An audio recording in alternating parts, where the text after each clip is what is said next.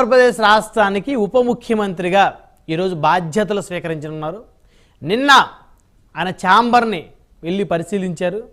అయితే నిన్న జనసేన అధినేతకి అమరావతి రైతులు మరి పూలతో స్వాగతం పలికారు. ఆంధ్రప్రదేశ్ రాష్ట్రాన్ని కాపాడేందుకు వచ్చినటువంటి గొప్ప నాయకుడు జనసేన అధినేత అంటూ కొనియాడారు. సో మొత్తానికి చూస్తే జనసేనానిపై రాష్ట్ర వ్యాప్తంగా లక్షలాది మంది ప్రజలు ఎన్నో ఆశలు పెట్టుకున్నారు. ఆయన మీద ఎంతో బాధ్యత ఉంది. సో కూటమిని ఒప్పించి మరి బీజేపీని టీడీపీ జనసేనతో ఒప్పించి కూటమిలో కీలక పాత్ర పోషించి అసాధ్యాన్ని సుసాధ్యం చేయటంలో కీలకమైనటువంటి పాత్ర పోషించి మ్యాన్ ఆఫ్ ది మ్యాచ్గా నిలిచి మరి ఈరోజు ఆంధ్రప్రదేశ్ రాష్ట్ర ఉప ముఖ్యమంత్రిగా ఆయన బాధ్యతలు స్వీకరించున్నారు. ఓ సాధారణ కానిస్టేబుల్ కొడుకు ఆంధ్రప్రదేశ్ రాష్ట్రానికి ఉప ముఖ్యమంత్రిగా బాధ్యతలు స్వీకరిస్తున్నారు. మరి ఇంతింతై వటుడింతై అన్నట్టు ఒక సాధారణమైనటువంటి వ్యక్తి నుంచి ఒక అసాధారణమైనటువంటి శక్తిగా రాజకీయాల్లో అంటే సినిమా రంగంలో మెగాస్టార్ చిరంజీవి సోదరుడుగా ఆయనకి ఈజీగానే అవకాశాలు దక్కాయని చెప్పుకోవచ్చు. కానీ రాజకీయాల్లో మరి అదే చిరంజీవి గారి సోదరుడుగా ఆనాడు ప్రజారాజ్యం ఫెయిల్యూర్ని ఎన్నో సంవత్సరాల పాటు మరి దాని ఎఫెక్ట్ ఆయన కూడా అనుభవించాల్సి వచ్చింది. అవన్నీ కూడా దాటుకొని అనేక హేళనలు, అనేక అవమానాలు, అనేక ఇబ్బందులు, అనేక ఒత్తిళ్ళు మరి వాటన్నిటినీ పటాపంచలు చేస్తూ సుదీర్ఘమైనటువంటి విరామం తర్వాత దాదాపు దశాబ్ద కాలం తర్వాత పార్టీ ఆవిర్భవించిన దశాబ్ద కాలం తర్వాత ఆయన అసెంబ్లీలో అడుగు పెట్టడమే కాకుండా ఆయనతోటి 20 మంది శాసనసభ్యులను తీసుకెళ్తా ఉన్నారు. అదేవిధంగా 2 పార్లమెంటు సభ్యుల్ని ఆయనతోటి గెలిపించుకున్నారు. అదేవిధంగా ఈరోజు ఆంధ్రప్రదేశ్ రాష్ట్రానికి ఆయన ఉప ముఖ్యమంత్రిగా బాధ్యతలు స్వీకరిస్తూ ఉన్నారు. సో మొత్తానికి ఆనాడు అధికార వైఎస్ఆర్ కాంగ్రెస్ పార్టీలోని ప్రతి మంత్రి కూడా జనసేన అధినేత 2019లో మరి ఆయన ఎమ్మెల్యేగా ఓటమి చెందిన తర్వాత మరి దానికి అనేక కారణాలు ఉన్నాయి. అఫ్కోర్స్ అయినప్పటికీ కూడా మరి టెక్నికల్గా ఆయన అయితే లాస్ అయిన పరిస్థితి. సో ప్రతిరోజు మానసికంగా జన సైనికుల్లో హింసిస్తున్నటువంటి పరిస్థితి. ఒక్క చోట కూడా మీ అధినేత గెలవలేకపోయాడు. ముందు ముఖ్యమంత్రి అవ్వాలంటే ముందు ఎమ్మెల్యే అవ్వాలి అని చెప్పేసి 5 సంవత్సరాల పాటు మానసికంగా మరి జనసేన పార్టీ నేతల్ని, అధికార ప్రతినిధుల్ని మరి పెద్ద ఎత్తున వేధించిన పరిస్థితి ఉంది. సో మరి అవన్నీ కూడా పటాపంచలు చేస్తాయి. ఈరోజు వైఎస్ఆర్ కాంగ్రెస్ పార్టీ కేవలం రాష్ట్రంలో 11 స్థానాలకు పరిమితం అయితే 175 స్థానాలు పోటీ చేసినటువంటి అధికార పార్టీ 11 స్థానాలకు పరిమితం అయితే కేవలం 21 స్థానాలు పోటీ చేసినటువంటి జనసేన పార్టీ 21కి 21 స్థానాలు గెలిచి 100% స్ట్రైక్ రేట్గా నిలిచి దేశంలోనే మరి ఎన్నడూ లేనటువంటి విధంగా ఎవరు సాధించినటువంటి గొప్పగా విజయాన్ని అందిపుచ్చుకున్నటువంటి జనసేన అధినేతకి ఈరోజు ప్రజలు నీరాజనాలు పలుకుతూ ఉన్న పరిస్థితి ఉంది. సో మొత్తానికి చూస్తే కాలం అనేది ఎవరికి కూడా ఒకే రకంగా ఉండదు. ఓడలు బళ్ళు అవుతాయి, బళ్ళు ఓడలు అవుతాయి. అధికారం వచ్చినప్పుడు జాగ్రత్తగా ఆ అధికారాన్ని ప్రజలకి సేవ చేయడానికి, రాష్ట్రాన్ని అభివృద్ధి చేయడానికి ఉపయోగించుకుంటే ఖచ్చితంగా మంచి భవిష్యత్తు ఉంటుంది.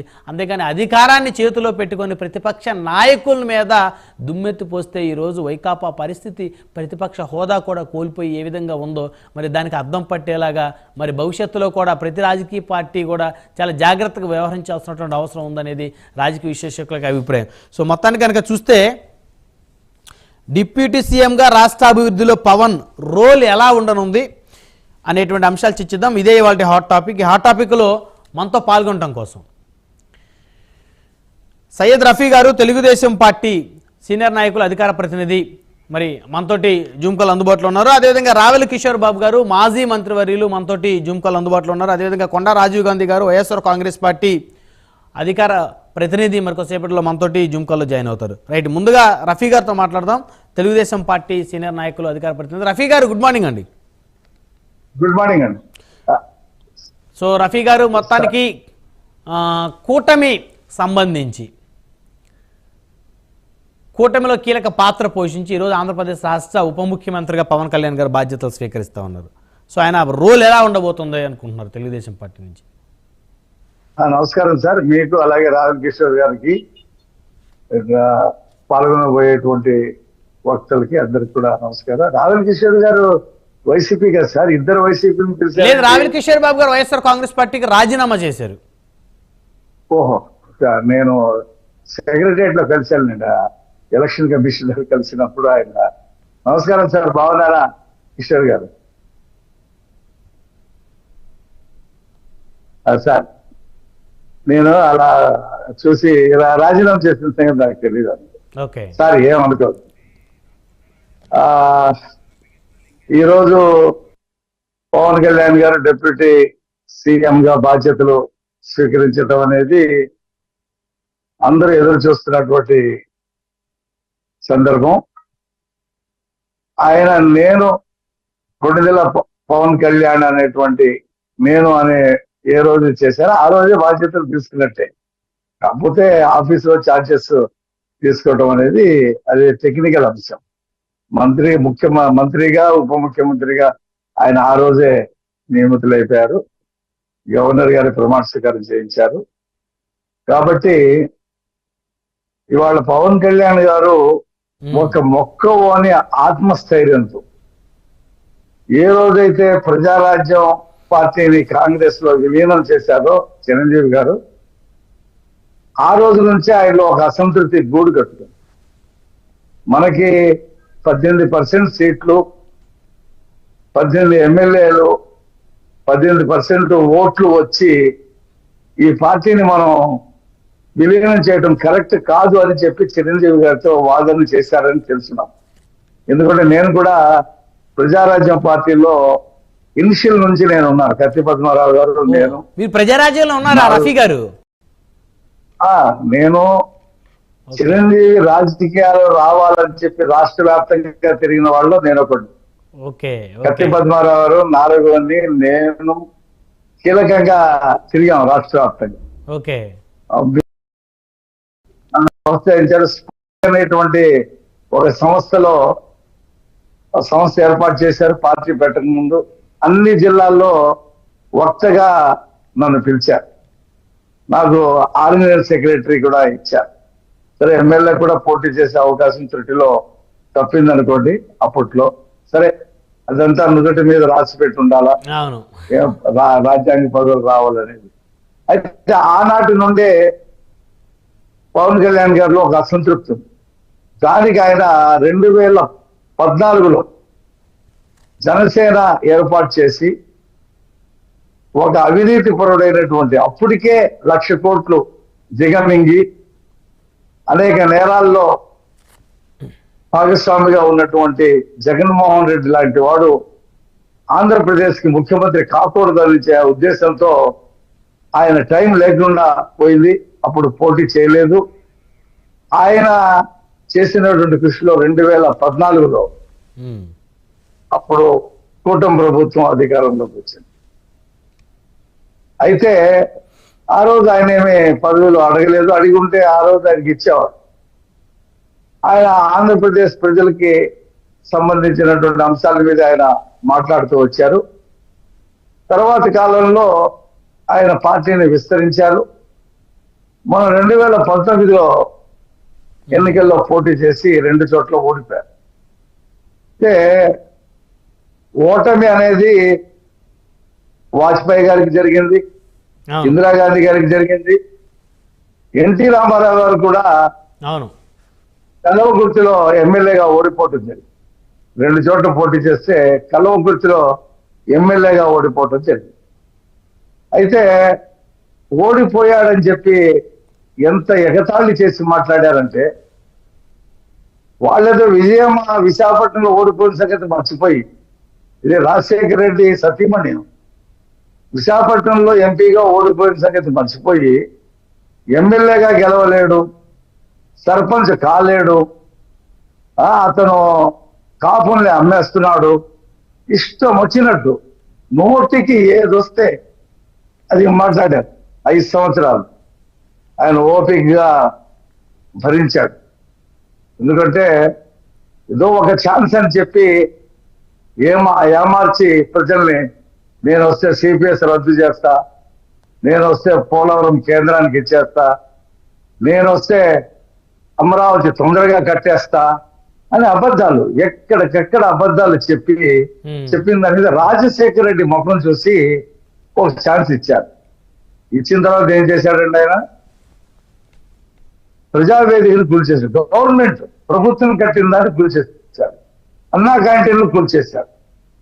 పేదలకు సంబంధించిన పట్టెడు అన్నం పెట్టి అన్న క్యాంటీన్లు జైలలిత పెడితే పక్క కొత్తగా వచ్చినటువంటి అప్పుడు ముఖ్యమంత్రి డిఎంకే ప్రభుత్వంలో ఆయన కొనసాగించారు. కనీసం ఆ మాత్రం కూడా ఇది పేదవాళ్ళు తింటున్నారు కదా, పేరు మార్చుకో, ఆ మాత్రం కూడా కామన్ సెన్స్ లేకుండా వాటిని రద్దు చేయటం, ఒక విధ్వంసక పాలనని తెరలేపాడు. ఒకటి కాదు, రెండు కాదు, అనేక కోణాల్లో ప్రతి వర్గము దాడులు. వైజాగ్ లో డాక్టర్ సుధాకర్ని తాళ్లతో కట్టి రోడ్డు మీద ఈడుస్తా ఉంటే ముఖ్యమంత్రి అనేవాడు అది తప్పు, అది ఎవరు చేసినా నేను సహించను, అది పద్ధతి కాదు అని ఖండించాడండి ఏ రోజైనా ఒక రోజైనా? మౌనం. ప్రతి హత్య జరిగినా, దొంగి జరిగినా, రేపు జరిగినా మౌనమే. చూశాం కదా ఎంత విలాసమైనటువంటి జీవితాన్ని విశాఖపట్నంలో కట్టినటువంటి ఆ ప్యాలెస్ ని చూస్తా ఉంటే అతని మనస్తత్వం ప్రజా సొమ్ముతో ఒక అవినీతి చక్రవర్తి ఒక ఈ రాష్ట్రానికి ఒక కిములాగా ఏలాలని చెప్పి ప్రయత్నం చేసిన దాన్ని మనం బట్టపైలు అయింది అది. కాబట్టి ప్రజలు తెలుసుకున్నారు. మళ్ళీ పైగా నేను పేదల పక్షం, వీళ్ళందరూ పెత్తందారులు పక్షం, పెత్తందారులు అని చెప్పి అబద్ధాలు చెప్పటం. కాబట్టి పవన్ కళ్యాణ్ గారు, అలాగే లోకేష్ గారిని కూడా సర్పంచ్ గెలవలేడని చెప్పేది రోజా. 90,000 మెజార్టీ వచ్చింది. 90,000 మెజార్టీ. మరి ఓడిపోయిన రోజు నుంచి ఆయన ప్రజల్లో ఉన్నారు. కాబట్టి గర్వం కళ్ళకెక్కింది.